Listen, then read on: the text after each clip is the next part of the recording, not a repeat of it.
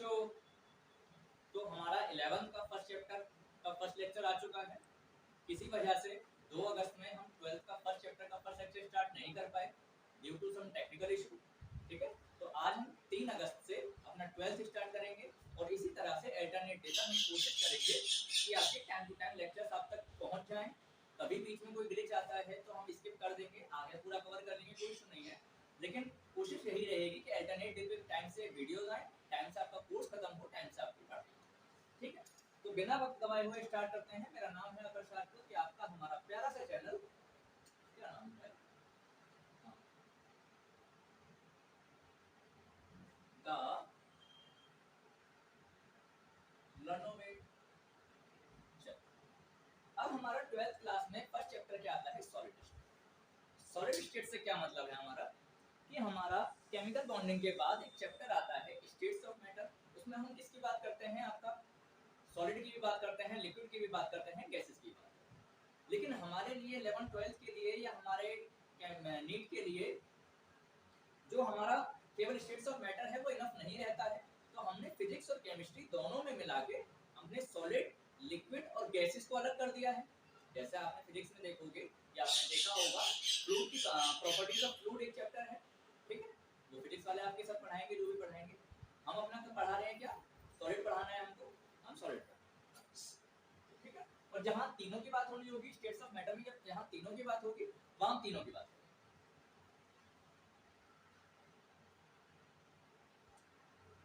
तो क्या आता है हमारा पहला chapter, solid state. Solid state मतलब क्या बोलते हैं इसको, ठोस अवस्था। ठोस अवस्था का क्या मतलब है, कि ऐसी अवस्था जिसका आकार, जिसका प्रकार, जिसका वॉल्यूम, जिसका आयतन निश्चित रहे हमेशा। उसे आप यहाँ से उठा के कहीं भी लेकर जाओ, मेरे पास रहे या आपके पास रहे, उसका जो आकार है, उसका जो आयतन है, उसका जो साइज है, वो सब कुछ सेम रहे। ठीक है, जैसे ये आपका मार्कर है, ये अगर मैं अपने पास रखूंगा तब भी यही, इसका साइज जो रहेगा यही रहेगा। इसे आप अपने पास रखोगे तब भी इसका साइज जो रहना है, सिलेंड्रिकल जैसा साइज है, इतना बड़ा साइज है, वो यही रहना है। इसे आप छोटे से गिलास में, जिसका जो वॉल्यूम होता है वो मान लीजिए 200 ml का गिलास है, उसमें आप इसे डाल दो, तब भी इसका जो वॉल्यूम है या जितनी जगह घेरेगा उतनी ही घेरेगा। आप इसे 200 लीटर के ड्रम में डाल दो, तब भी उसका जगह जो घेरेगा ये वही उतनी ही घेरेगा। ठीक है, मतलब क्या होता है सॉलिड का,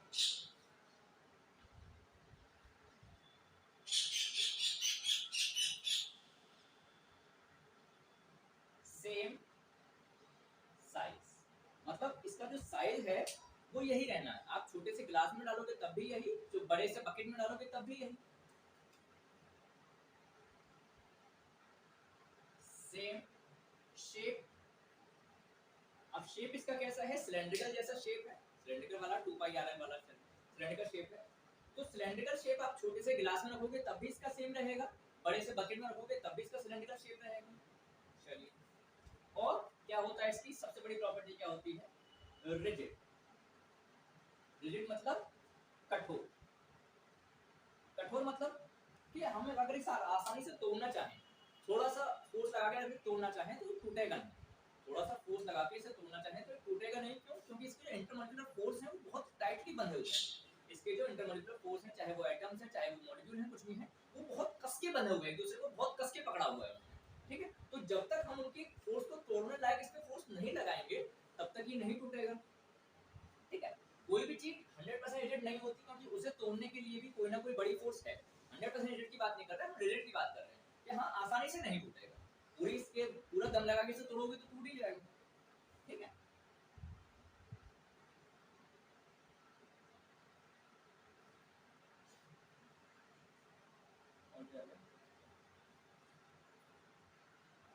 तो इसमें जो एटम्स हैं, इसमें जो मॉलिक्यूल्स हैं, जो भी इसके अंदर कॉन्स्टिट्यूएंट होंगे, किसी ना किसी चीज से तो बना हुआ है, छोटे छोटे पार्टिकल से बना हुआ है।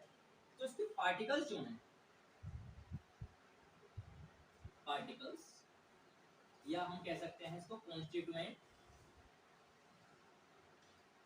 कॉन्स्टिट्यूएंट एलिमेंट, जो भी हो इसके, वो क्या करते हैं, ऑक्यूपाई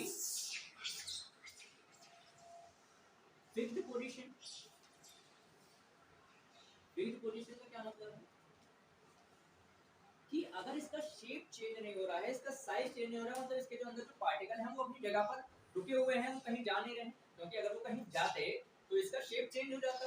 अगर ये इसके यहाँ वाला मॉलिक्यूल उठ के यहाँ चला जाए तो इसका शेप लंबा हो जाएगा, इसके यहाँ वाले मॉलिक्यूल उठ के यहाँ आने तो इसका शेप छोटा हो जाएगा, लेकिन कहीं चेंज नहीं हो रहा है। इसका मतलब क्या है, इसके जो पार्टिकल्स हैं, इसके जो कॉन्स्टिट्यूएंट एलिमेंट हैं, वो अपनी फिक्स्ड पोजीशन लिए हुए हैं।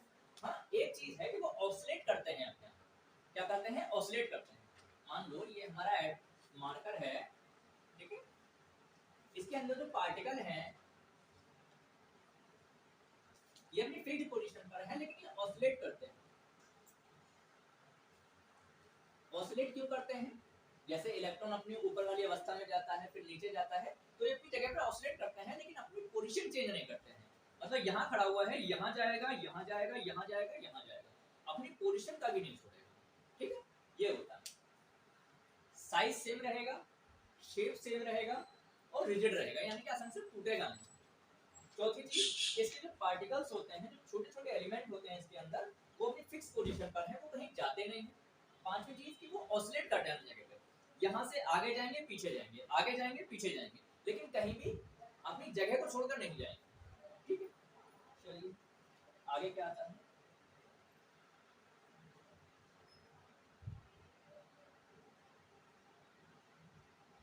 ठीक है, ये तो हो गई हमारी सॉलिड की बात। अब मैटर हमारा, छोटी सी बात कर लेते हैं, मिटा दो, तुम मिटाई दी matter exist mainly in three states। Mainly क्यों लिखा, ये मेनली क्यों लिखा कि क्या तीन स्टेट से भी ज्यादा कोई स्टेट, तीन स्टेट से ज्यादा स्टेट चेंज नहीं होती बच्चा, लेकिन अगर आप सॉलिड से थोड़ा सा नीचे आओ और लिक्विड से थोड़ा सा ऊपर, मतलब गाढ़ा ग्लिसरीन जैसी चीज हो, तो वो उसे तो ना आप सॉलिड बोल सकते हो और ना ही उसे आप लिक्विड बोल सकते हो, क्योंकि वो बहने में थोड़ी सी पावर लेता है, थोड़ी सी देर लगाता है। क्या समझते हो कि जो ग्लिसरीन है आपकी या कोई भी गाढ़ा पदार्थ है, मान लीजिए शहद है या ग्लिसरीन है, वो बहता बहुत धीरे धीरे, आप पानी लो और उसे बहाओ तो वो धीरे धीरे बहेगा। अब आप उसे टोटली लिक्विड नहीं बोल सकते, क्यों नहीं बोल सकते, क्योंकि अगर टोटली लिक्विड होता तो पानी की तरह बह जाता। टोटली सॉलिड नहीं बोल सकते, क्यों, क्योंकि वो बह रहा है। तो कुछ चीजें ऐसी भी होती हैं जो सॉलिड से नीचे या लिक्विड से ऊपर होती हैं, या वेपर से ऊपर लिक्विड से नीचे होती हैं, ठीक है। तो मेनली जो रहती है, जो मेन स्टेट है वो तीन है, बाकी अगर कोई भी स्टेट है तो इन तीनों के बीच में रिलाई करती है कि एक से थोड़ी सी ज्यादा होगी तो दूसरी थोड़ी सी कम होगी। ऐसा नहीं होगा कि गैस से नीचे कोई स्टेट होगी या सॉलिड से ऊपर कोई स्टेट होगी, ऐसा कभी नहीं होगा। सॉलिड लिक्विड, सॉलिड लिक्विड और गैस, इनके बीच में लाई करती रहेगी, यहाँ घूमेगी या यहाँ घूमेगी, इससे पार नहीं जाएगी, उससे पार नहीं जाएगी। तो मेनली कौन सी हो गई, एक, दो और तीन। तो मेनली का वर्ड इसलिए आया था क्योंकि मेनली ये रहती है, बीच में रिलाई कर सकती है। तो मेनली कितनी रहती है हमारे पास,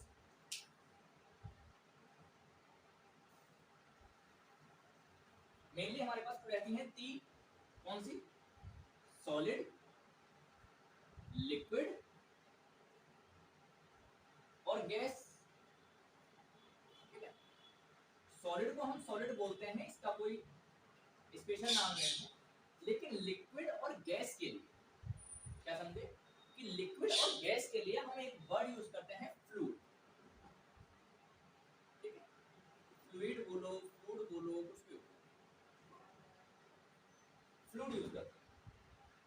क्यों यूज करते हैं, क्योंकि गैसें जो होती है वो बह सकती है, या लिक्विड जो हो सकता है वो बह सकता है।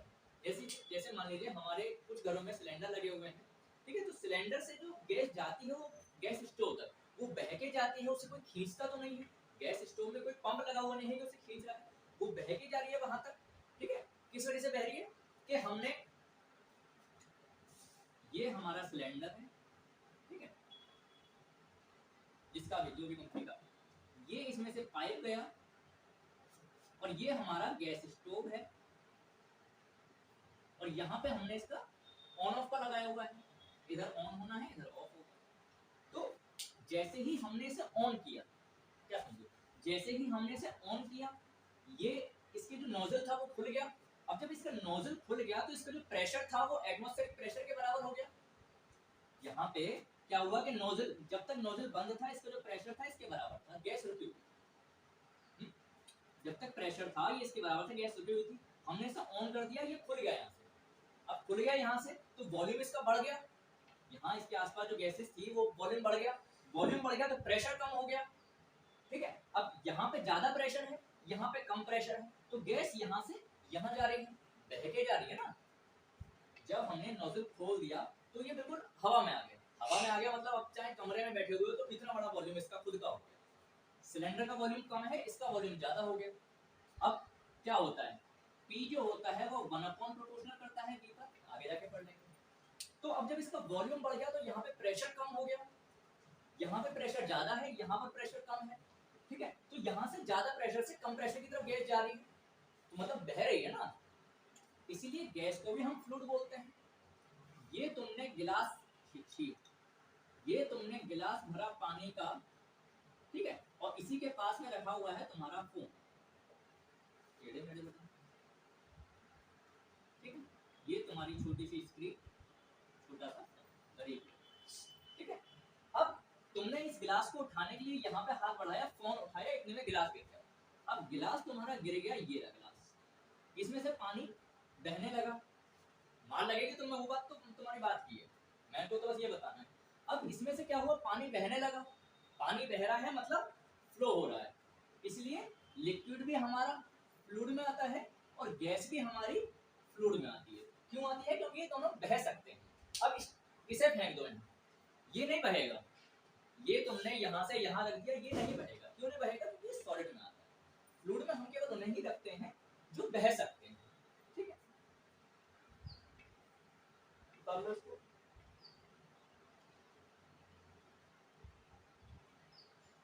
आगे देखते हैं क्या।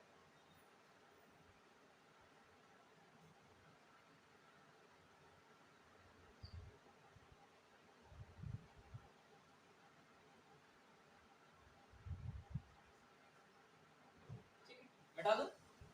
अब सॉलिड हमारे कितने तरह के होते हैं, अब बात करेंगे। हमने मेनली बात कर ली कि हाँ लिक्विड, गैस, फ्लूइड होता है। हाँ, गैस के बारे में एक चीज और कि एक सॉलिड भी ऐसा होता है जो फ्लूइड माना जाता है, एक सॉलिड भी ऐसा होता है जिसे लिक्विड माना जाता है। कौन होता है वो होता है हमारा ग्लास, पानी वाला नहीं, कांच वाला। ग्लास जो होता है उसे हम लिक्विड मानते हैं, सुपर कूल्ड लिक्विड, मतलब बहुत ज्यादा जमाया हुआ लिक्विड। अगर उसे आप पिघला दोगे ना बच्चे तो वो बहने लगेगा। इस मार्कर को या किसी भी चीज को आप गैस पे रख दो, क्या होगा, ये जल जाएगा, काला पड़ जाएगा, खत्म हो जाएगा और बिल्कुल राख बन जाएगी, ठीक है, लेकिन बहेगा नहीं। लेकिन आप एक कांच के गिलास को या गिलास के टुकड़े को, कांच के टुकड़े को अगर आप गैस पे रख दोगे ना तो वो गर्म होके उड़ेगा नहीं और ना तो राख बनेगी, कुछ नहीं होगा, वो बहने लगेगा, ठीक है। तो मतलब उसे हमने ठंडा करके रोका हुआ है, उसे हमने, वो एक लिक्विड है, उसे हमने ठंडा करके रोका हुआ है कि जब तक वो ठंडा रहेगा, जब तक वो गैस सॉलिड रहेगा, गर्म होते ही लिक्विड, जब तक वो ठंडा रहेगा, जब तक सॉलिड, अगर उसे टेम्परेचर मिला वो बह जाएगा। क्या समझे, कि जब तक तुमने गुस्सा कर रखा है ना कम, टेम्परेचर कर रखा है ना कम, तुम रुके हुए हो, कहीं नहीं जाना, कोई प्रॉब्लम। तुमने अपना टेम्परेचर बढ़ाया, तुम्हें आया गुस्सा, तुम भागे भागे गए जिससे भी तुमको लड़ना है, ठीक है। यही होती है गिलास की बात, कि अगर तुम इसका टेम्परेचर बढ़ाओगे, इसको गर्म करोगे तो पिघलने लगता है, ठीक है। यहाँ में पिघल गया वाला नहीं, ये पिघलने लगता है, मेल्ट हो जाता है। तो इसे हम क्या बोलते हैं, गिलास को हम बोलते हैं सुपर कूल्ड लिक्विड। क्यों, क्योंकि इसे हमने ठंडा करके रोका हुआ है, वैसे गर्म कर देंगे तो ये लिक्विड बन जाएगा, ठीक। आगे हटा दो इसको।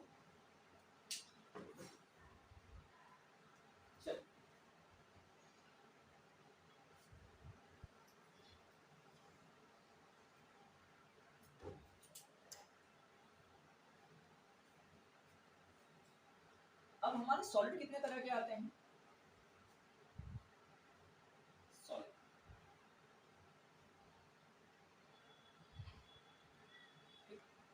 सॉलिड आते हैं हमारे कई तरह के आते हैं, मेनली हम किसकी बात करते हैं, क्रिस्टलाइन और एमरफस। क्रिस्टलाइन और एमरफस की बात करते हैं। एमरफस दो तरह के क्या क्या होता है, क्या इनकी प्रॉपर्टीज होती हैं। क्रिस्टलाइन की बात करते हैं।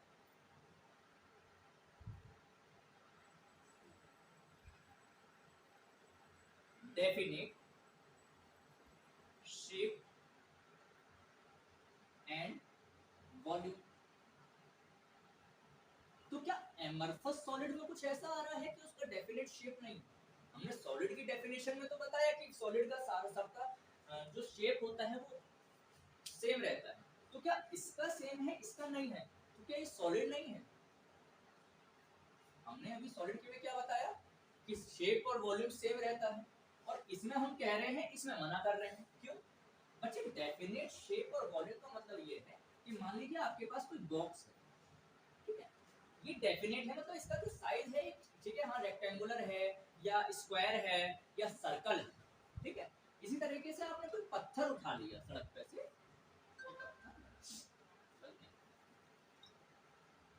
आपने कोई पत्थर उठा लिया, अब आपसे कोई इसका शेप पूछे तो क्या होगा? अगर कोई आपसे इसका शेप पूछे तो क्या होगा? आपके सामने एक बॉक्स रखा हुआ है, पेंसिल बॉक्स, लंच बॉक्स, कुछ भी रखा हुआ है, और एक आपके सामने पत्थर रखा हुआ है, ठीक है। तो आपसे कोई इसका शेप पूछे तो आप बता दोगे कि या तो ये ट्रायंगल होता है, तो सॉरी रेक्टेंगुलर होता है, लंच होता है या आपका ज्योमेट्री बॉक्स होता है वो रेक्टेंगुलर होता है, ये जो है ये रेक्टेंगुलर है, ठीक है।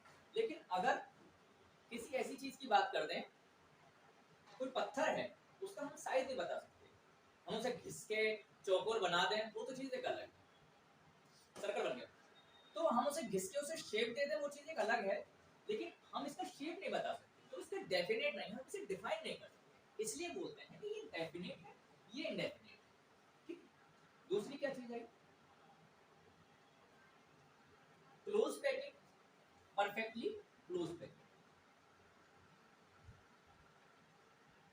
Perfectly close packing. तो क्या इसकी पैकिंग खुली हुई है? क्या इसमें से एटम बाहर निकल रहे हैं? नहीं बच्चे, ये पत्थर है, इसकी भी पैकिंग क्लोज है, ये बॉक्स है, इसकी भी पैकिंग क्लोज है। ये वर्ड और ये वर्ड तो दोनों में सेम है, डिफरेंट क्या है? ये वर्ड परफेक्ट, ये परफेक्ट है कि हाँ इसका कोई भी शेप है वो परफेक्ट है, स्क्वायर है तो स्क्वायर रहेगा, रेक्टेंगल है तो रेक्टेंगल रहेगा, सर्कल है तो सर्कल रहेगा।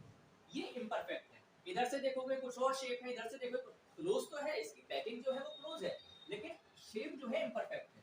ये चीज दोनों में सेम है, ये चीज डिफरेंट है परफेक्टली, क्योंकि इसमें परफेक्टली होता है, उसमें इम्परफेक्टली होता है, ठीक है। अगला क्या आता है?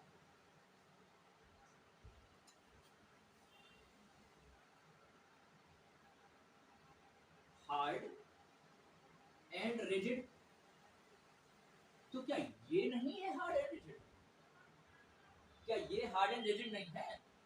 देखो बच्चे, आपके पास कोई भी एक बॉक्स है जो चारों तरफ से एक जैसा है, ठीक है, आपके पास कोई भी एक बॉक्स है जो चारों तरफ से एक जैसा है, तो आप उसे किधर से भी तोड़ने की कोशिश करोगे आपको बराबर फोर्स मिलेगा, ठीक है। आप किधर से भी तोड़ने की कोशिश करोगे आपको बराबर फोर्स लगानी है। अगर आप इधर से तोड़ोगे तो भी मान लीजिए 10 न्यूटन की फोर्स लगा रहे हो, इधर से तोड़ोगे तो भी 10 न्यूटन की फोर्स लगा रहे हो, इधर से तोड़ोगे तो भी 10 न्यूटन की फोर्स लगा रहे हो, और इधर से तोड़ोगे तब भी 10 न्यूटन की फोर्स लगा रहे हो, ठीक है। लेकिन मान लीजिए आपके सामने कोई इस तरह का आ गया है, ये, ठीक है।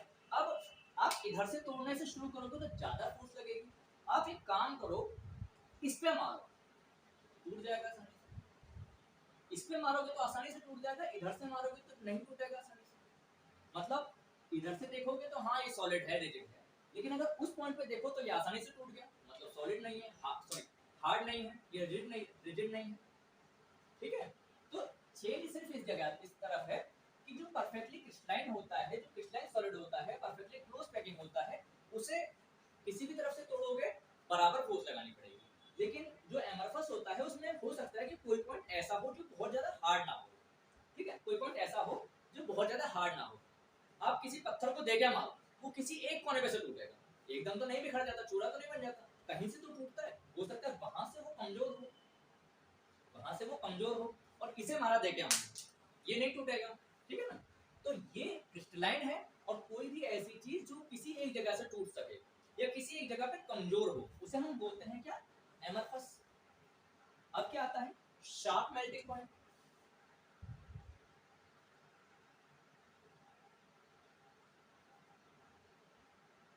शार्प मेल्टिंग पॉइंट, तो क्या इसके शार्प नहीं होते, उसके भी शार्प होते हैं, लिक्विड की तुलना में, लिक्विड के कंपैरिजन में देखो तो उसके भी शार्प होते हैं, लेकिन क्या है, देखो वही सेम चीज लेते हैं कि ये हमने ले लिया बॉक्स, इसे हम गर्म कर रहे हैं, ये हमने जलाई गैस,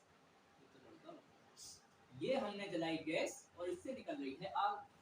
अब इसे आप इधर से रखोगे, इधर से रखोगे, इधर से रखोगे, इधर से रखोगे, सब तरफ से बराबर गैस लगानी है तो सब तरफ से बराबर आग, ठीक है। लेकिन कोई ऐसी चीज आपने ले ली है जिसे आपने गैस पे रख दिया है, तो हो सकता है वो उसका कहीं कोई कमजोर पॉइंट आपकी गैस पे पड़ जाए और वो वहां से पिघलने लगे। आपका कोई कमजोर पॉइंट गैस पे पड़ जाए उसका, क्योंकि हमने बताया ना कि एमरफस में कहीं ना कहीं कमजोर होता है, कहीं हार्ड होता है, कोई डेफिनेट नहीं होता है। तो उसका कहीं हो सकता है कहीं कमजोर पॉइंट पड़ जाए तो वो जल्दी पिघल जाएगा, हार्ड पॉइंट पड़े तो हो सकता है इससे भी ज्यादा देर लगा दे। इसके जो होते हैं शार्प होते हैं, उसके जो होते हैं इंडेफिनेट होते हैं, कम होते हैं, मोस्टली चांसेस रहते हैं कि वो जल्दी पिघल जाएगा, ये थोड़ी देर से, ठीक है। इतनी सी बात,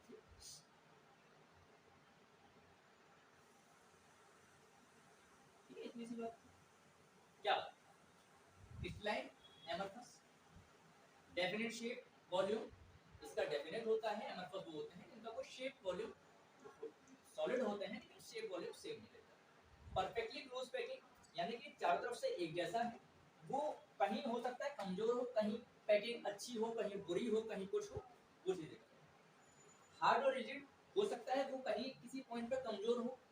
शार्प मेल्टिंग पॉइंट हो सकता है कि इसका तो हर जगह से एक जैसा है, उसका हो सकता है कि कहीं कम हो, कहीं ज्यादा हो, तो शार्प नहीं कह सकते, वो नॉर्मली जब टेम्परेचर एवरेज निकालते हैं तो वो कम निकलता है, इससे कम निकलता है। मान लीजिए इस पॉइंट का 10 है, इस पॉइंट का 20 है, इस पॉइंट का 50 है, इस पॉइंट का 100, अब हमने उसका एवरेज निकाला, वो निकला 25, इसका अकेले का कहीं से भी देखो वो निकला 30, तो इसका शार्प होता है, उसका कम होते हैं, ठीक है।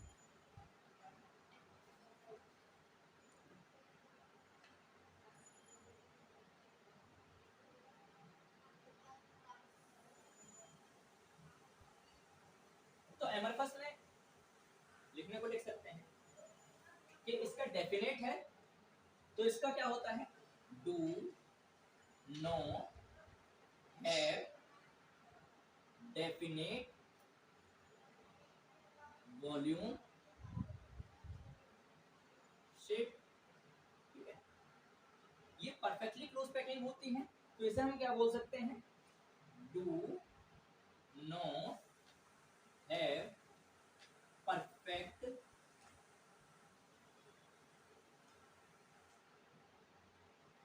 Close packing. Hard and rigid होते हैं, ये कैसे होते हैं, क्या लिख सकते हैं, सॉफ्ट तो नहीं लिख सकते क्योंकि वो दब तो नहीं रहा है,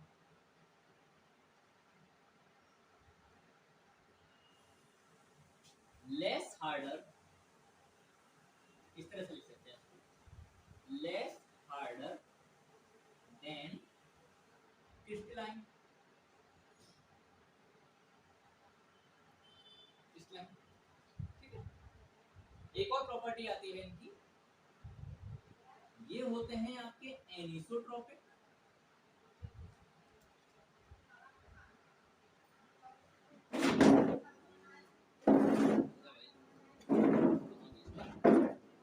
और ये होते हैं आपके क्या, आइसोट्रोपिक।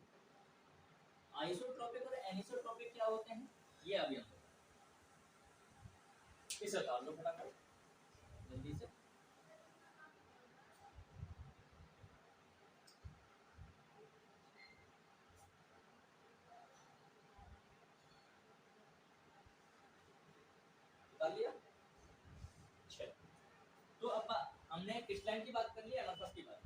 बात करते हैं आइसोट्रोपिक और एनिसोट्रोपिक।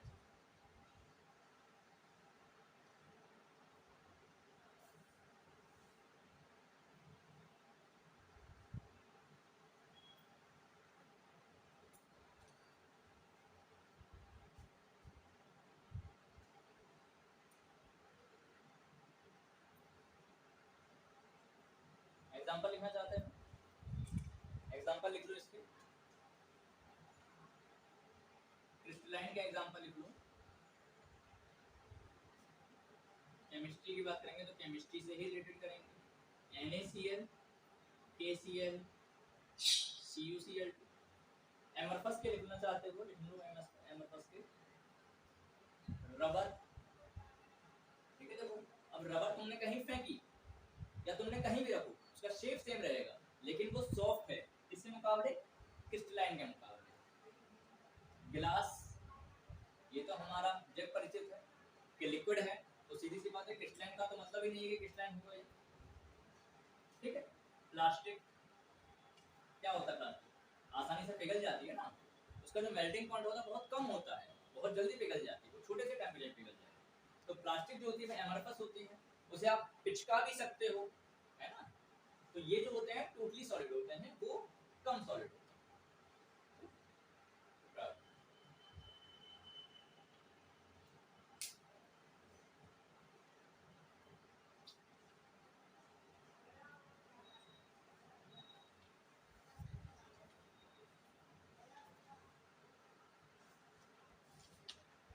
अब क्या किसकी बात करते हैं,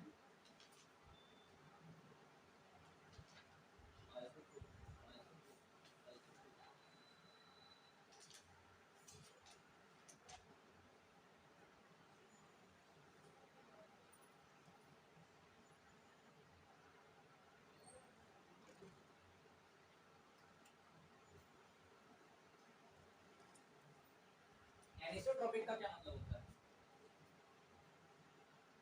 एनिसोट्रोपिक,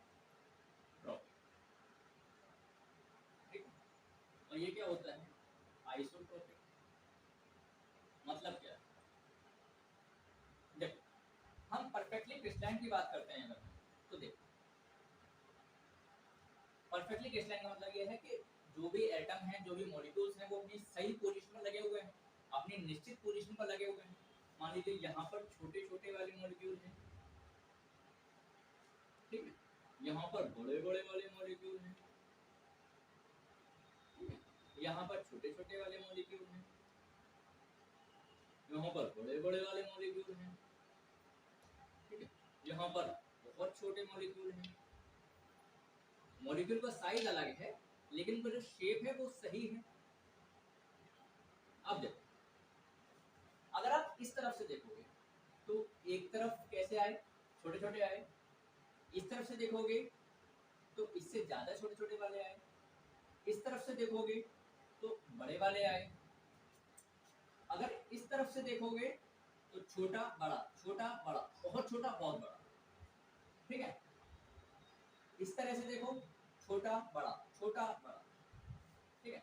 इस तरह से देखो, बहुत बड़ा छोटा, बड़ा छोटा, छोटा सॉरी बड़ा फिर छोटा। तो मतलब क्या कर रहे हैं कि अलग अलग डायरेक्शन में ये अलग अलग प्रॉपर्टीज दिखा रहा है, अलग अलग डायरेक्शन में ये अलग अलग प्रॉपर्टीज दिखा रहा है कि कहीं इस तरफ से चल रहे हैं तो छोटा बड़ा छोटा बड़ा छोटा बड़ा कर रहा है, उस तरफ से चल रहे हैं तो छोटा छोटा छोटा छोटा, इस तरफ से चल रहे हैं तो बड़ा बड़ा बड़ा बड़ा, ठीक है ना। तो अलग अलग डायरेक्शन में अलग अलग प्रॉपर्टीज दिखा रहा है।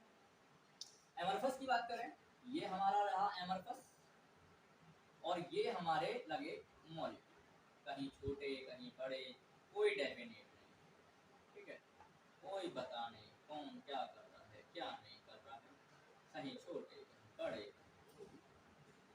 टेढ़े नेड़े कुछ, ठीक है। तो अब देखो आप इस तरफ से चले, इस तरफ से आपको छोटा बड़ा बहुत बड़ा हर तरह के मिल जाए। इस तरह से चलोगे तो अभी छोटा बड़ा बड़ा छोटा बड़ा बड़ा तिकोना, ये हर तरह के मिल जाए। इस तरफ से चलोगे तो अभी देखो कहीं छोटा कहीं बड़ा, ये हर तरफ से सेम पोजीशन दिखा रहे हैं, हर तरफ से सेम प्रॉपर्टी दिखा रहे हैं।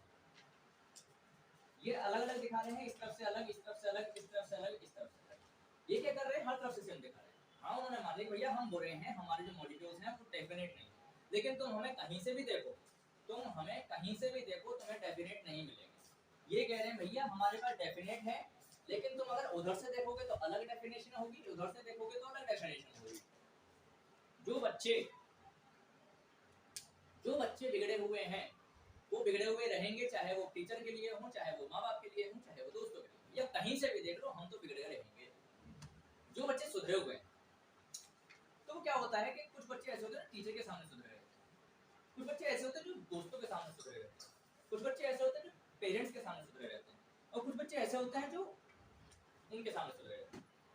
ठीक है, तो वो अपनी अलग अलग प्रॉपर्टी दिखा रहे हैं कि अपने दोस्तों के साथ बहुत रूड रहते हैं, या अपने दोस्तों के साथ बहुत खुल के रहते हैं, अपने माँ बाप के साथ डरे हुए रहते हैं, या टीचर के साथ उनके बिल्कुल पेट, उनके बिल्कुल क्लोज परफेक्ट फेवरेट स्टूडेंट बन के रहते हैं। ठीक है ना, या अपने किसी पार्टनर के साथ बहुत ज्यादा रोमांटिक रहते हैं। तो वो अलग अलग जगह पर अलग अलग प्रॉपर्टी दिखा रहे हैं। तो जो बिगड़ा हुआ है वो हर जगह से बिगड़ा हुआ है।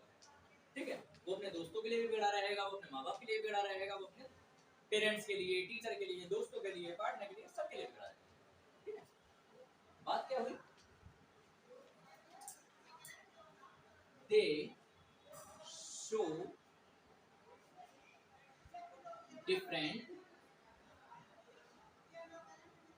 properties in different ways।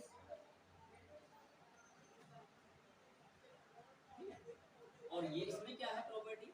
They show same properties in any with. इन्हें किधर से भी देखो एक जैसी रहती है। ठीक है, ये होता है एनिसोट्रॉपिक और आइसोट्रॉपिक। आइसो मतलब एक जैसी, एनिसो मतलब अलग। ठीक है, बताओ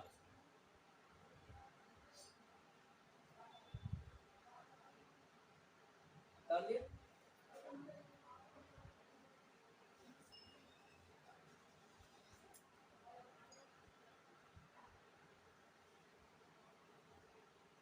ठीक है, समझाने का काम काफी सारा हो गया। अब थोड़ा सा नोट करने का काम करेंगे, जो केवल हमें याद है, उसमें समझाने जैसा कुछ नहीं है। समझाने जैसा उसमें कुछ नहीं होता है।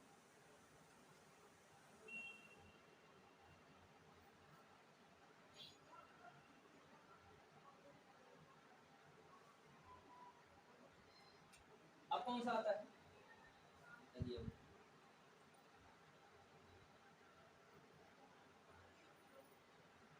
ठीक है। और एनिसोट्रॉप जो होता है ना बच्चे, वो सॉरी आइसोट्रॉप जो होता है,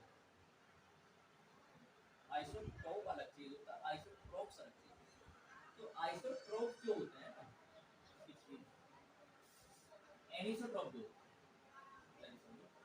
एनिसोट्रॉप जो होते हैं, जो अलग अलग जगह पे अलग अलग प्रॉपर्टी दिखा रहे हैं, उन्हें हम क्या बोल सकते हैं? पॉलीमॉर्फ भी बोलते हैं।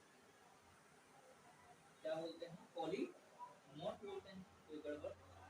हाँ, कुछ है तो नहीं, डबल चेक करना।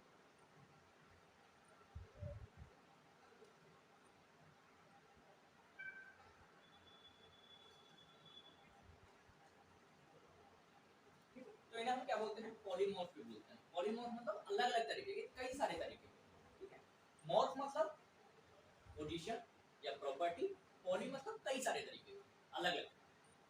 जैसे क्या होता है? डायमंड और ग्रेफाइट। ये हैं तो दोनों कार्बन के ही, लेकिन फिर भी अलग अलग चीजें दिखा रहे हैं, अलग अलग प्रॉपर्टीज होती हैं। ये किलो के भाव में बिकता है, ये कैरेट के भाव में बिकता है। ये इसे बेचने वाला कोयले का छोटे से मार्केट में रहता है, इसे देखने वाला बहुत बड़े शोरूम में बैठा है। ठीक है, तो प्रॉपर्टीज अलग अलग है सबकी, दोनों की प्रॉपर्टीज अलग है, लेकिन है ये कार्बन का। तो इसे हम क्या बोलते हैं? पॉलीमॉर्फ बोलते हैं, कार्बन के पॉलीमॉर्फ। आगे चलते हैं। कितने तरह के सॉलिड और आते हैं हमारे पास?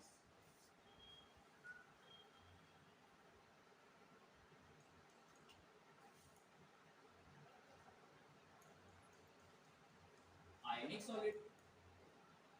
आयनिक सॉलिड में क्या होता है कि इनके जो कॉन्स्टिट्यूएंट होते हैं वो आयंस होते हैं, चाहे वो कैटायन हो चाहे वो एनायन। कैटायन मतलब कैटायन होता है प्लस चार्ज और एनायन होता है आपका माइनस चार्ज, ठीक है। तो इसके जो कॉन्स्टिट्यूएंट होते हैं वो कैसे होते हैं, आयंस होते हैं। क्या लिख सकते हैं, कॉन्स्टिट्यूएंट आर आयंस, और चाहे वो कैटायन हो चाहे वो एनायन हो, कुछ भी हो सकता है। चाहे कम कैटायन एनायन दोनों साथ में मिलकर ही होते हैं, कैटायन और एनायन दोनों साथ में मिलकर ही, अगर माइनस माइनस माइनस रहेगा तो वो क्रिस्टल नहीं बनता। जैसे मान लीजिए NaCl, तो ये प्लस चार्ज होता है, ये माइनस चार्ज होता है। तो जो हमारा नमक होता है NaCl जो होता है, सोडियम क्लोराइड जो होता है, वो आयनिक सॉलिड माना जाता है। आयनिक सॉलिड क्यों माना जाता है, क्योंकि इसके जो कॉन्स्टिट्यूएंट है वो आयंस हैं, छोटे छोटे आयंस हैं। एक कैटायन है तो एक एनायन है, वो बहुत ज्यादा हार्डली जुड़े हुए हैं, वो बहुत ज्यादा हार्डली जुड़े हुए हैं। इनमें फोर्स कौन सी होती है, इलेक्ट्रोस्टैटिक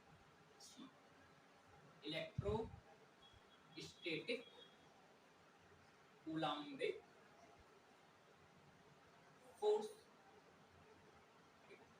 जिन्होंने 12th क्लास शुरू कर दी है, 11 छोड़ो, 11 बार हो गया तो एक नई चीज, जिन्होंने 12th क्लास शुरू कर दिया उन्होंने पहला चैप्टर शुरू कर दिया होगा इलेक्ट्रिक चार्ज एंड फील्ड, तो उसमें उन्होंने पढ़ा होगा कूलाम फोर्स, ठीक है, कूलाम रूल पढ़ा होगा, कूलाम लॉ पढ़ा होगा, F = 1/4πε0 Q1 Q2/r²। तो उसमें जो Q1 और Q2 होता है वो एक पॉजिटिव एक नेगेटिव होता है ना, तो वो आपस में जुड़े रहते हैं किसी फोर्स से, कूलाम्बिक फोर्स से जुड़े रहते हैं।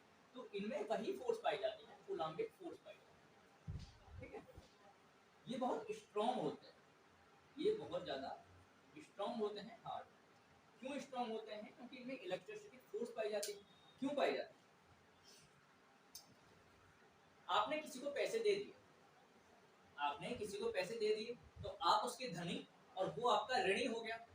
आप पॉजिटिव में, वो नेगेटिव में चला गया, वो कर्जे में चला गया, ठीक है। आप उसके धनी हो गए, पॉजिटिव में चले गए, वो नेगेटिव में चला गया। नॉर्मली देखो तो वो पॉजिटिव में गया, ठीक है, तो उसके पास पैसा गया है हमारे पास, तो उसके पास पैसा गया हमारे पास से गया। लेकिन जब कहते हैं ना हम उसके ऋणी हैं, मतलब उसका हमारे पास उधार है, हमारे पास उसका माइनस है, उसके पास हमारा प्लस।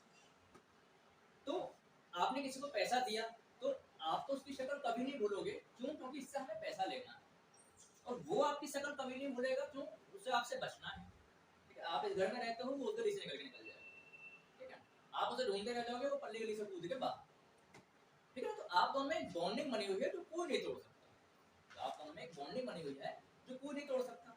वो कब टूटेगी, जब आप दोनों न्यूट्रल हो जाओगे। न्यूट्रल कब हो जाओगे, जब वो आपका पैसा दे देगा, फिर भैया तू भाड़ में जा, हमको तेरे से मतलब नहीं है। लेकिन जब तक उसके पास आपका पैसा है, जब तक वो आपका ऋणी है, तब तक आप उससे कभी नहीं बोल पाओगे, और ना वो बोल पाएगा, क्योंकि उसे आपसे बचना है, उसे आपसे बचना है। जैसे कुछ दोस्त होते हैं ना, वो कभी जिन्हें दिया हुआ पैसा कभी वापस नहीं आता, ठीक है ना, वो उनके पास पैसा जाना मतलब बैड डेट में जाना, उनकी एंट्री जो जाती है कॉमर्स में बैड डेट में जाती है। इसी तरीके से ये होता है कि इसके पास पॉजिटिव चार्ज है, इसके पास नेगेटिव चार्ज है, और ये दोनों तभी तक जुड़े हुए हैं, ये दोनों आपस में तभी तक जुड़े हुए हैं जब तक इनके पास अपोजिट चार्ज है। अगर ये इसके पॉजिटिव के पास चिपक जाए, वो इसके नेगेटिव के पास आके चिपक जाए, तो ये खत्म हो जाए, ये आपस में जुड़े हुए हैं। अगर इन दोनों में से कोई सा न्यूट्रल हो जाए, फोर्स खत्म, ठीक है। आयनिक सॉलिड हो गई। कोवैलेंट की बात करते हैं। आयनिक ऑप्शन ये हो गया, एक CuCl2 होता है। अब यहाँ पे एक Cl, यहाँ पे 2 Cl क्यों लगे हैं, उसके बारे में हम इनऑर्गेनिक में बात करेंगे, जब इलेक्ट्रॉन प्रोटॉन इलेक्ट्रॉनिक कॉन्फ़िगरेशन सबकी बात करेंगे तब। आयनिक सॉलिड हो गया। अब देखते हैं हम कोवैलेंट सॉलिड। कोवैलेंट सॉलिड क्या कहता है,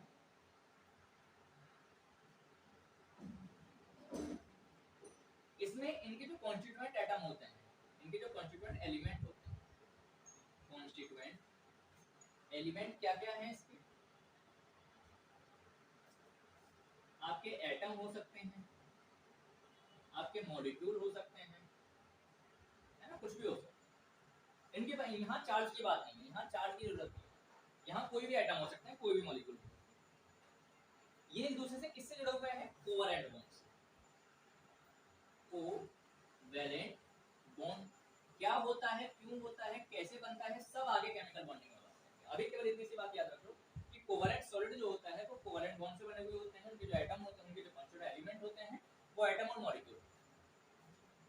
एग्जांपल इसके SiO2 है ना, किस तरह से ये बॉन्ड बनता है, किस तरह से ये बॉन्ड बनता है, क्या प्रॉपर्टीज होनी चाहिए बॉन्ड बनने के लिए, वो सब आगे बात करेंगे। SiO2,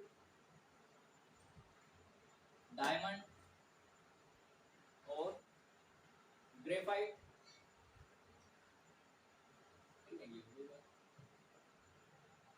ये हो गए हमारे आयनिक सॉलिड, ये हो गया हमारे कोवैलेंट। आयनिक में क्या पाया जाता है? कूलाम्बिक फोर्स पाई जाती है। कोवैलेंट में क्या पाया जाता है? कोवैलेंट बॉन्ड पाया जाता है। आयनिक में जो एलिमेंट होते हैं, कॉन्स्टिट्यूएंट एलिमेंट होते हैं, वो कैटायन या एनायन होते हैं, कैटायन और एनायन होते हैं। और कोवैलेंट सॉलिड में क्या होते हैं? कोई भी हो सकता है एलिमेंट, एटम हो सकते हैं, मॉलिक्यूल हो सकते हैं, इलेक्ट्रॉन, प्रोटॉन, न्यूट्रॉन, कुछ भी हो सकता है। वो तो अंदर की बात है, एटम और मॉलिक्यूल। ठीक, मॉलिक्यूलर सॉलिड कौन से होते हैं? बड़े बड़े मॉलिक्यूल्स आपस में जाके जुड़ते हैं, इसे हम करोगे।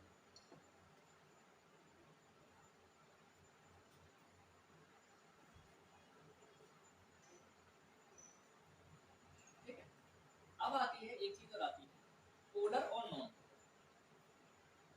पोलर और नॉन पोलर। ये हमारा पोलर और ये हमारा नॉन। क्या समझे इसमें? कि ये मान लो H2 है ना, ये मान लो H2 है और ये मान लो NH3 है। तो देखो यहाँ जो एटम है वो एक जैसे हैं, यहाँ जो एटम है वो अलग अलग है। आप दो दोस्त हो, हर तरीके से बिल्कुल एक जैसे हो, आप पढ़ाई में बिल्कुल सेम हो, आप खेलने कूदने में बिल्कुल सेम हो, आप दोस्ती यारी में बिल्कुल सेम हो, आप किसी भी काम में बिल्कुल सेम हो, तो आप एक दूसरे पर किसी भी तरीके का दबाव नहीं बना सकते। या आपके पास कोई चीज है, उसे आप, अगर आपके सामने आप दो दोस्तों, बहुत अच्छे दोस्त हो, आपने किसी, आपके दोनों फैमिली एक दूसरे को जानती है, आपके दोस्त जो हैं वो एक दूसरे की फैमिली को जानते हैं, तो आप किसी घर जाते हो तो आपकी आपकी मम्मी, आपके दोस्त की मम्मी आपको कुछ देती है खाने के लिए, तो आप बिना लड़े उसे आधा आधा कर लेते हो। क्यों कर लेते हो? क्योंकि आप दोनों में से कोई भी ताकतवर नहीं है ज्यादा, दोनों के पास बराबर एनर्जी है, दोनों के पास बराबर इक्विवेलेंसी है, सब कुछ है। ठीक, तो आप दोनों बराबर बराबर कर लेते हो। दूसरी बात है भैया, आपके पास कोई चीज है और आपकी छोटी बहन आपसे मांग रही है, तो आप क्या करते हो? ये आपकी चॉकलेट है, ये हिस्सा आपका और ये हिस्सा उसका। मतलब जिसके पास ज्यादा ताकत है वो अपनी चीज को अपनी तरफ खींच लेगा, जिसके पास कम है उसे भैया जितना मिलेगा उतना रख लेगा। ये बात होती है पोलर और नॉन पोलर में, कि ये जो होते हैं इनमें जो नॉन पोलर जो सॉलिड होते हैं उनमें जो फोर्सेस लगी हुई रहती हैं वो बिल्कुल बराबर बराबर रहती हैं, वो बिल्कुल बराबर बराबर रहेंगी। क्यों? क्योंकि दोनों एटम बराबर हैं। इसमें जो होगा, ये या तो बॉन्ड को ये खींच लेगा या तो बॉन्ड को ये खींच लेगा। जिसके पास जहाँ जो पावर जो देखी जाती है, केमिस्ट्री में जो पावर देखी जाती है वो इलेक्ट्रोनेगेटिविटी से देखी जाती है, कि जिसके पास ज्यादा इलेक्ट्रोनेगेटिविटी वो किसी भी बॉन्ड को अपनी तरफ खींच लेगा। तो पोलर सॉलिड वो होते हैं जिसमें सभी एटम एक जैसे रहते हैं या उनकी इक्विवेलेंट जो इलेक्ट्रोनेगेटिविटी होती है वो सेम रहती है। ठीक है, या जो बॉन्डिंग है वो सेम रहती है। नॉन पोलर वो होते हैं जिसमें बॉन्डिंग सेम ना हो, कोई भी एक एटम दूसरे एटम को खींचे जा रहा है, दूसरे मॉलिक्यूल को खींचे जा रहा है, उसके बॉन्ड को खींचे जा रहा है, उसे हम बोलते हैं नॉन पोलर, कि एक के पास ज्यादा है, एक के पास कम है। ठीक है,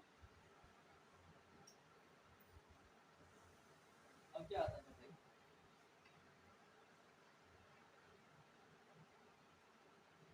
मेटेलिक सॉलिड, मेटल्स कौन से होते हैं? आयनिक और मेटल दोनों लगभग लगभग सेम रहते हैं, कुछ प्रॉपर्टीज इनके अलग। कैसे अलग होती है? ये देखो, आयनिक में क्या हो रहा है कि पॉजिटिव और नेगेटिव दोनों बराबर हैं, पॉजिटिव नेगेटिव दोनों बराबर साइज लेके बैठे हुए हैं। लेकिन मेटल में क्या होता है? ये हो गया पहले से होता है,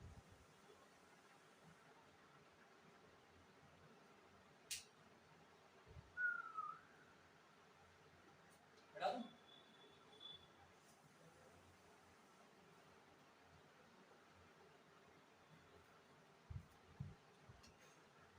मेटालिक में क्या हो रहा है, मेटालिक सॉलिड में क्या हो रहा है कि जो पॉजिटिव हैं जिन्हें हम कैटायन बोलते हैं, या मेटल में आने के बाद उन्हें हम कार्बन बोलने लगते हैं। क्या बोलते हैं, ये हमारा पॉजिटिव, ये हमारा पॉजिटिव, ये हमारा पॉजिटिव, ये हमारा पॉजिटिव, ये हमारा पॉजिटिव, ये हमारा पॉजिटिव,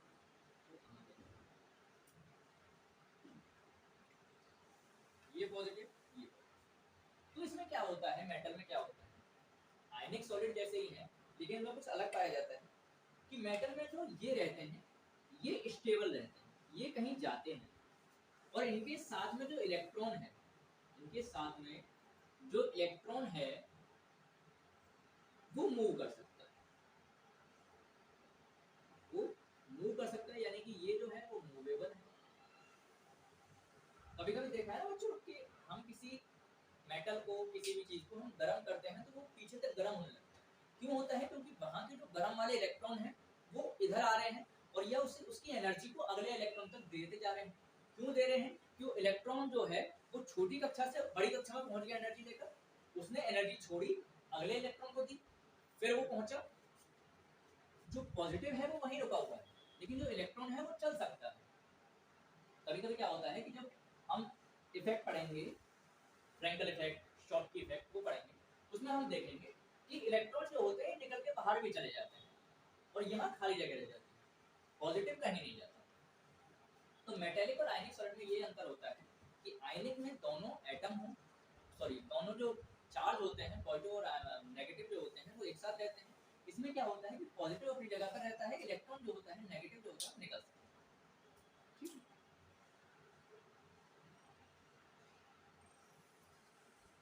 ये तो होगी सॉलिड की बात, कई सारे सॉलिड हमने पढ़ लिए। अब आते हैं बात, ये तो होगी समझाने वाली, अब केवल लिखने वाली बात। हमारे पास हम सॉलिड स्टेट में केवल बात करेंगे, बहुत सारी बातें होंगी किसके बारे में, यूनिट सेल के बारे में, यूनिट सेल के बारे में, इसकी डेफिनेशन कराएंगे अगले लेक्चर में।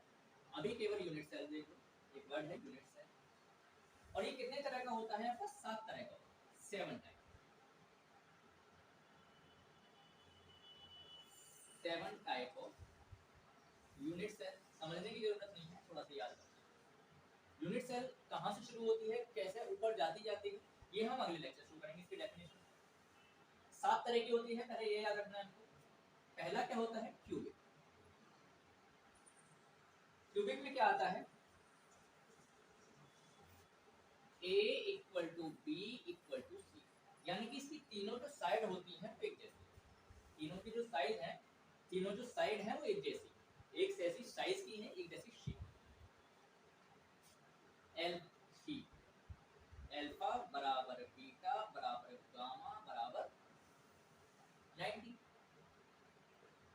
मतलब, और तीनों में जो एंगल है, अल्फा, एक का अल्फा है, दूसरे का बीटा है, तीसरे का गामा है, वो पहली बात तो तीनों बराबर हैं, दूसरी बात तो 90 डिग्री, इतनी सी बात। Example NaCl, KCl, Cu, NaCl और KCl, ठीक है, क्यूबिक हो गया, तीनों साइड बराबर, तीनों एंगल बराबर। कुछ नहीं समझना है, समझो कुछ मत, जो क्वेश्चन आएंगे वो हम बताएंगे किस तरह से सॉल्व करेंगे, कुछ मत समझो। ABC बराबर, तीनों एंगल बराबर, NaCl, KCl। दूसरा क्या आता है, टेट्रागोनल।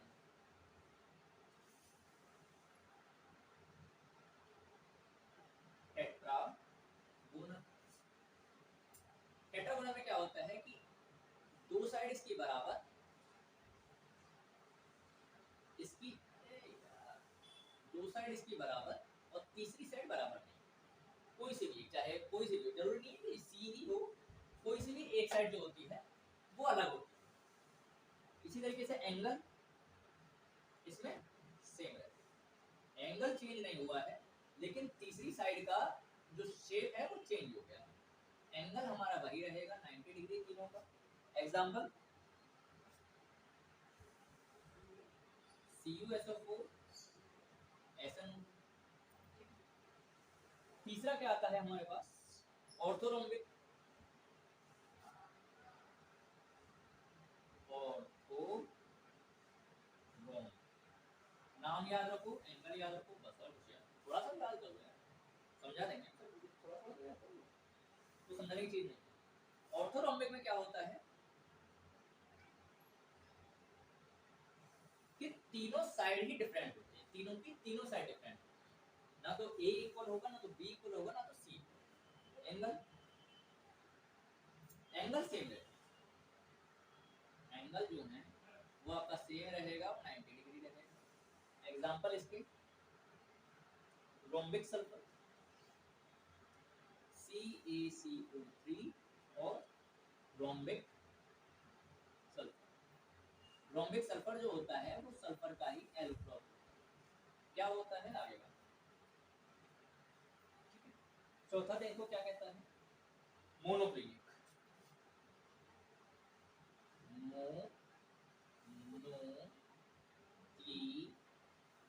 इसमें क्या होता है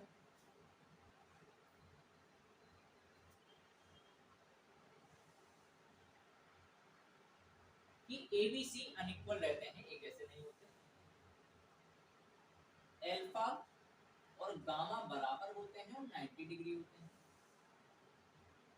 बीटा जो होता है वो 90 डिग्री के बराबर नहीं, बीटा जो होता है वो 90 डिग्री के बराबर नहीं। कितनी सी बात है।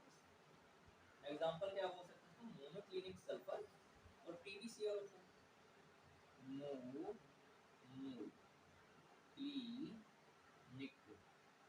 सल्फर, मोनोक्लिनिक सल्फर या और क्या बोल सकते हैं PbCl। क्यूबिक में तीनों साइड बराबर, तीनों एंगल बराबर, NaCl KCl। टेट्रागोनल में एक साइड अनइक्वल, तीनों एंगल बराबर, CuSO4 SN। ऑर्थोरोम्बिक में तीनों साइड अनइक्वल, तीनों एंगल बराबर, CaCO3 रोम्बिक सल्फर। मोनोक्लिनिक में तीनों साइड अनइक्वल, एक एंगल अनइक्वल, मोनोक्लिनिक सल्फर और PbCl। बता दो 10-5 मिनट का लेक्चर हो गया बस, हटा दो।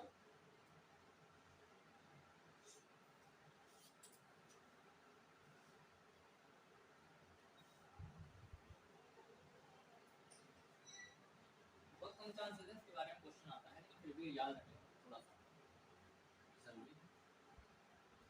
पांचवा क्या आता है आपका, हेक्सागोन। क्या आता है हेक्सागोन। हेक्सागोन में क्या होता है कि दो साइड होती हैं बराबर और तीसरी साइड अनइक्वल, दो साइड बराबर, तीन साइड अनइक्वल। एंगल की बात करें तो अल्फा और बीटा जो होते हैं वो बराबर होते हैं और 90 डिग्री के होते हैं, जबकि गामा जो होता है वो आपका 120 डिग्री का होता है। एग्जांपल ZnO और CdS, ZnO और CdS। हेक्सागोन क्या होता है कि एक साइड अनइक्वल होती है और एक एंगल अनइक्वल होके 120 चला जाता है।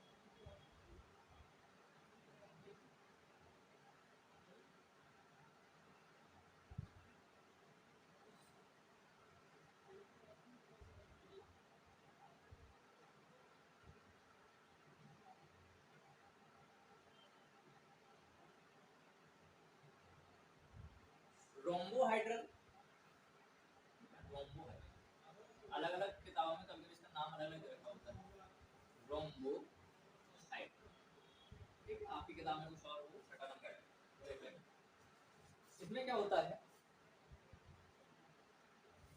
कि तीनों साइड जो होती हैं वो इक्वल होती हैं, अल्फा बीटा और गामा जो होते हैं वो इक्वल तो होते हैं लेकिन 90 डिग्री के बराबर। अल्फा बीटा गामा तीनों इक्वल रहेंगे, अगर 77 है तो तीनों 77 रहेंगे, 87 है तीनों 87 रहेंगे, 110 है तीनों 110 रहेंगे, लेकिन 90 नहीं होंगे, ठीक है, बराबर होंगे। एग्जांपल CaCO3 और एक और ठीक है। आगे चलो, एक लास्ट ट्राई, इसके तो पता ही मत सिमेट्रिकल आप कैसे कि ना तो इसकी कोई साइड इक्वल ए भी ना बी भी ना सी भी,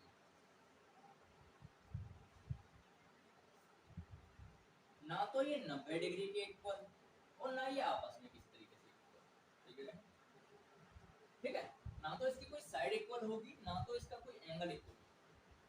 क्या होता है एक इसका लिख लो T2 Cr2 O7 या लिख लो H3BO3 बोरिक एसिड, ठीक है। ये 7 तरीके मैंने आपको करा दिए। एक छोटा सा डाटा लिख लो, करते हैं। फिर अगले चैप्टर से यूनिट सेल से शुरू करेंगे, यूनिट सेल, ठीक है। तीनों लिख लिए। 7 तरह के यूनिट सेल हमने आपको करा दी।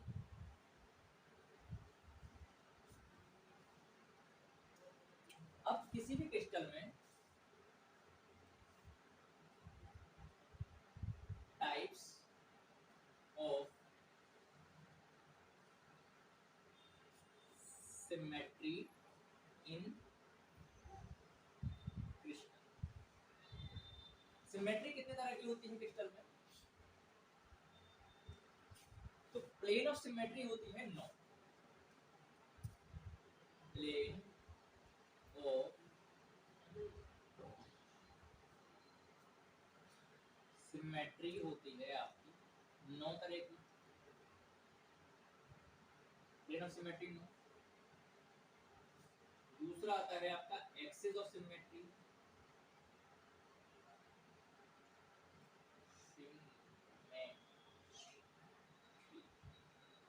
एक्सिस ऑफ सिमेट्री ये क्या होता है आपका 13।